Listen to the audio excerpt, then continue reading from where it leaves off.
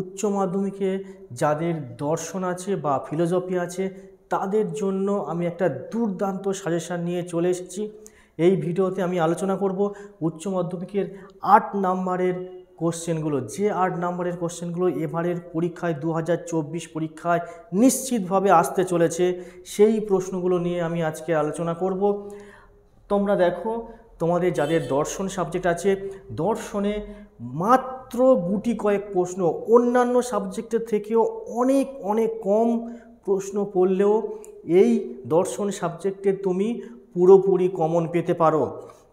আমি তোমাদের দেখিয়ে দেবো মাত্র 5টা চ্যাপ্টারে 5টা কোশ্চেন কীভাবে কমন পাওয়া যায়। তোমরা দেখো, উচ্চ মাধ্যমিক দর্শন সাবজেক্টের প্রথমে দুটো পার্টে ভাগ করা আছে, দেখে নাও। এটা প্রথমে অবরোহ যুক্তি, অবরোহ যুক্তি থেকে মাত্র 3টে চ্যাপ্টার পড়বো। সেই 3টে চ্যাপ্টার থেকে আমাদের 3টে বিকিউ পড়বে। এখানে দেখো, 3টে চ্যাপ্টার থেকে 3টে বিকিউ পড়বে। আর আরোহ যুক্তি, এখান থেকে মাত্র 2টো চ্যাপ্টার থেকে 2টো বিকিউ পড়বে। এই হলো মোট 5টা বিকিউ। এই 5টা 8 নম্বরের কোশ্চেন তুমি ভালো করে লিখতে পারলে তুমি কিন্তু 40-এ 40 নিশ্চিতভাবে পেয়ে যাচ্ছ। তাহলে খেয়াল করো। আর আমার এই সাজেশানগুলো দেখো, আমি এর আগে অন্যান্য আরও হিস্ট্রি, পল সায়েন্স বিভিন্ন সাবজেক্টেরও সাজেশান দিচ্ছি। তোমরা অবশ্যই আমার চ্যানেলে সঙ্গে জুড়ে থাকো। আর যারা নতুন দেখছো আমার চ্যানেলে, যারা নতুন আজকের, তারা অবশ্যই আমার চ্যানেলটাকে সাবস্ক্রাইব করবে, লাইক করতে ভুলবে না। আর কমেন্টে জানাও এরপর নেক্সট কী বিষয়ে ভিডিও চাইছো, সে বিষয়েও আমি ভিডিও আনবো। অবশ্যই তোমরা দেখতে থাকো। 8 নম্বরের যে কোশ্চেন অবরোহ যুক্তি থেকে আর আরোহ যুক্তি থেকে, দর্শনের একদম হাতে গোনা কয়েকটা কোশ্চেন মাত্র দেব। 2টো করে কোশ্চেন পড়লে তুমি একটা করে নিশ্চিত কমন পাচ্ছ। পুরো 5টায় 5টা কোশ্চেন অবশ্যই পাবো। তবে এখানে বলে রাখি, যারা শুধুমাত্র থিওরি পার্ট করবে তাদের জন্য আজকে সাজেশান। এখানে কিন্তু লজিক পার্ট নেই। প্রত্যেকটা প্রশ্ন বলবো, তার সাথে ওরে কিন্তু লজিক পার্ট থাকবে। তোমরা লজিক পার্টও করতে পারো, থিওরি পার্টও করতে পারো। তবে আজকের আমি শুধু থিওরি পার্ট নিয়ে আলোচনা করব। দেখো, বচন থেকে একটা চ্যাপ্টার, এই চ্যাপ্টার থেকে প্রশ্ন আসছে একদম নিশ্চিতভাবে। অমাধ্যম অনুমান থেকে, এখান থেকেও প্রশ্ন আসছে একটা 2 নম্বর কোশ্চেন। 3 নম্বর নিরপেক্ষ ন্যায়, এখান থেকে একটা 3 নম্বর, এই 3 নম্বর চ্যাপ্টার, মানে এটা হচ্ছে তোমাদের বইয়েতে আছে 5 নম্বর চ্যাপ্টার। তবে এই চ্যাপ্টারগুলো থেকে তোমরা হচ্ছে একদম নিশ্চিতভাবে কমন কোশ্চেন তুমি পাবে। আর অবরোহ যুক্তিতে এখান থেকে 2টো চ্যাপ্টার মাত্র করব। একটা হচ্ছে মিলের পরীক্ষণমূলক পদ্ধতি, আর একটা হচ্ছে আরোহমূলক দোষ। এই 2টো থেকে আমরা 2টো করব, মানে 2টো প্রশ্ন আমরা পেয়ে যাচ্ছি। তাহলে মোট হলো 5টা কোশ্চেন, 5টা বিকিউ আমরা একদম নিশ্চিতভাবে কমন পেয়ে যেতে পারি। ঠিক আছে, আমি এবারে প্রশ্নগুলো বলবো, তোমরা ঝটপট খাতায় লিখে নাও। একদম শেষ মুহূর্তের সাজেশন হিসাবে এই কটা মাত্র কোশ্চেন তোমরা যদি করে যেতে পারো, তাহলে তোমাদের একদম নিশ্চিতভাবে তোমরা সাফল্য পাবে। বচন চ্যাপ্টার, প্রথম এই চ্যাপ্টার থেকে আমি কোশ্চেন বলবো। বচন কাকে বলে? বচন ও বাক্যের মধ্যে উদাহরণসহ পার্থক্য আলোচনা করো। কি বললাম? বচন কাকে বলে, বচন ও বাক্যের মধ্যে উদাহরণসহ পার্থক্য লেখো। আর এই প্রসঙ্গে বচনের সংযোজকের কাজ কি, এটা তোমরা অবশ্যই করে এই প্রশ্নটা করবে। 2 নম্বর, নিরপেক্ষ বচনের গুণ ও পরিমাণ বলতে কি বোঝো? দৃষ্টান্ত সহকারে নিরপেক্ষ বচনের শ্রেণী বিভাগ করো, বা এটা অর দিয়ে আসতে পারে, নিরপেক্ষ বচনের চতুর্বর্গ পরিকল্পনা করো। একদম সেম কোশ্চেন, একই উত্তর। এই কোশ্চেনটা এইভাবে ঘুরিয়ে দেয়। এখান থেকে তোমরা হচ্ছে এই 2টো পার্ট করছো, খুব ভালো করে করবে। এবং এর সাথে যারা লজিক করবে, লজিকে তো অর থাকছে, তোমরা তাহলে থিওরি পার্ট এখান থেকে পেয়ে যাচ্ছ। এবারে আমি আসছি তোমাদের বইয়ে যে 4 নম্বর চ্যাপ্টার, মানে এখানে আমার 2 নম্বর কোশ্চেনটা অমাধ্যম অনুমান। এই অমাধ্যম অনুমান থেকে একদম মেন হাতে গোনা কয়েকটা কোশ্চেন। 1 নম্বর কোশ্চেন, অমাধ্যম অনুমান কি? মাধ্যম অনুমান এবং অমাধ্যম অনুমানের মধ্যে পার্থক্য আলোচনা করো। তাহলে কি হলো? অমাধ্যম অনুমান কাকে বলে, মাধ্যম ও অমাধ্যম অনুমানের মধ্যে পার্থক্য আলোচনা করো।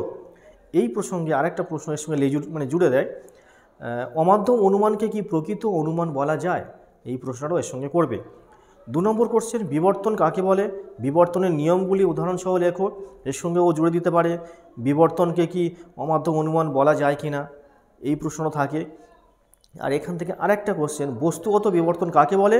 বস্তুগত বিবর্তনকে কি প্রকৃত বিবর্তন বলা যায়? এই প্রশ্নটাও তোমরা অবশ্যই করে করবে। নেক্সট আসছি আমি হচ্ছে এই তোমাদের বইয়ের যে 5 নম্বর চ্যাপ্টার আছে, মানে এখানে আমার 3 নম্বর কোশ্চেন একদম হাতে গোনা, আমি পরপর বলছি 1 নম্বর কোশ্চেন, 2 নম্বর কোশ্চেন, 3 নম্বর কোশ্চেন, এইভাবে দাগ নম্বর দিয়ে আসবে, সেই কোশ্চেনগুলো কিন্তু তোমরা করছো। ঠিক আছে, এখানে দেখো নিরপেক্ষ ন্যায়, এই নিরপেক্ষ ন্যায় থেকে যে প্রশ্নগুলো তোমাদের সবচেয়ে ইম্পর্টেন্ট একদম মাত্র, মানে এখানে দেখো, এখানে তোমাদের একটা লজিক পার্ট থাকবে এবং থিওরি পার্টে টিকা পড়তে পারে, একদম গুটি কয়েক টিকা দেবো, তার মধ্যে তোমাদের 2টো টিকা লিখতে হবে, 4 + 4। এই নিরপেক্ষ ন্যায় টিকাটা আসবে 4 + 4, এইভাবে হচ্ছে পড়বে, 2টো টিকা তোমাদের লিখতে হবে। এখানে টিকাগুলো বলি শুনুন। 1 নম্বর অবৈধ পক্ষ দোষ, 2 নম্বর অবৈধ সাধ্য দোষ, 3 নম্বর চতুষ্পদী দোষ কিংবা চারিপদ ঘটিত দোষ, আর তারপর আছে নঙর্থক আশ্রয় বাক্যজনিত দোষ, আর আরেকটা করবে নিরপেক্ষ ন্যায় বা সংস্থান। ঠিক আছে, এই নিরপেক্ষ ন্যায়, এই যে 5টা আমি বললাম টিকা, আবার আমি বলছি অবৈধ পক্ষ দোষ, অবৈধ সাধ্য দোষ, চতুষ্পদী বা চারিপদ ঘটিত দোষ, আর নঙর্থক আশ্রয় বাক্যজনিত দোষ, আর নিরপেক্ষ ন্যায়। এই 5টা টিকা করলেই তুমি এর মধ্যে 2টো টিকা অবশ্যই করে পেয়ে যাচ্ছ। এবার আসছি আমার হচ্ছে অবরোহ অনুমান থেকে আমি 3টে বিকিউ পেয়ে গেলাম। এবার আমি আরোহ যুক্তি থেকে মাত্র 2টো কোশ্চেন এখান থেকে পড়বো, এখান থেকেও কয়েকটা টিকা পড়বো, পড়লেই আমি কিন্তু 2টো বিকিউ এখান থেকে পেয়ে যেতে পারি। দেখো, অবরোহ মানে হয়ে গেল আমাদের। এবার আরোহ যুক্তি থেকে প্রথম মিলের পরীক্ষণমূলক পদ্ধতি থেকে যে কোশ্চেন 2টো সবচেয়ে ইম্পর্টেন্ট, মাত্র 2টো কোশ্চেন দিয়েছি এখানে। মিলের পরীক্ষণমূলক পদ্ধতি থেকে যে চ্যাপ্টার থেকে প্রশ্ন আসছে, 1 নম্বর কোশ্চেন, মিলের ব্যতিরেকি পদ্ধতি ব্যাখ্যা করো। মিলের ব্যতিরেকি পদ্ধতি ব্যাখ্যা করো। এখানে কিন্তু তোমাদের ওখানে হিন্টস দিয়ে দেবে, সংজ্ঞা, আকার, দৃষ্টান্ত, সুবিধা অসুবিধা, এইভাবে পয়েন্ট করে করে লিখতে হবে। এর সঙ্গে আরেকটা প্রশ্ন, মিলের সহপরিবর্তন পদ্ধতি ব্যাখ্যা করো। এটার ক্ষেত্রেও তাই, সংজ্ঞা, আকার, দৃষ্টান্ত, সুবিধা ও অসুবিধা তোমাদের লিখতে হবে। আমার আজকে বিকিউ লাস্ট কোশ্চেন, এই যে লাস্ট চ্যাপ্টার আরোহমূলক দোষ, এই আরোহমূলক দোষ থেকে এখান থেকেও তোমাদের টিকা পড়ে এবং মাত্র কয়েকটা টিকা দেব, যেটা তোমরা নিশ্চিতভাবে পেতে চলেছ। প্রথম প্রশ্নটা অবৈধ সামান্যীকরণ দোষ, কাকতালীয় দোষ, তারপর আসছে অপর্যবেক্ষণজনিত দোষ, একটা সহকার্যকে কারণ মনে করার দোষ, বহু কারণবাদ, আর আবশ্যিক শর্তকে সমগ্র কারণ মনে করার দোষ। মাত্র এই কয়েকটা টিকা করলেই তোমরা এখান থেকে কিন্তু 2টো টিকা তোমরা অবশ্যই করে পেয়ে যাচ্ছ। এবারে তবে এর মধ্যে বলি কাকতালীয় দোষটা খুব ইম্পর্টেন্ট আছে। আবশ্যিক শর্ত মানে আবশ্যিক শর্তকে সমগ্র কারণ মনে করার দোষ, এই টিকাটা বেশি জোর দিয়ে পড়বে। আর সহকার্যকে কারণ মনে করার দোষ, এই টিকাটাও বেশি জোর দিয়ে পড়বে। এই মাত্র কয়েকটা টিকা আমি দিলাম, এখান থেকে তোমরা কিন্তু অবশ্যই করে কমন পাচ্ছ। এবং ভালো করে দেখো, ফিলোসফিতে কিন্তু তোমরা 100তে 100 নাম্বার পেতে পারো। অবশ্যই করে এই জায়গাটা কিন্তু তোমাদের খেয়াল করতে হবে। এখানে কিন্তু সেভাবে নাম্বার কাটে না। তোমরা যদি এই 5টা বিকিউ ঠিকঠাক করে লিখতে পারো, তোমরা কিন্তু 40-এ 40 অবশ্যই পাচ্ছ। ঠিক আছে, সবাই আমার এই ভিডিওটা কেমন লাগলো অবশ্যই জানাবে, আর নিচে কমেন্ট করে জানাবে। আর নেক্সট কী বিষয়ে ভিডিও চাইছো সেটাও অবশ্যই বলবে, আর লাইক করতে কিন্তু ভুলবে না। আর যারা নতুন তারা অবশ্যই কিন্তু সাবস্ক্রাইব করবে। দেখা হচ্ছে পরের ভিডিওতে, ততক্ষণ ভালো থেকো, টেক কেয়ার।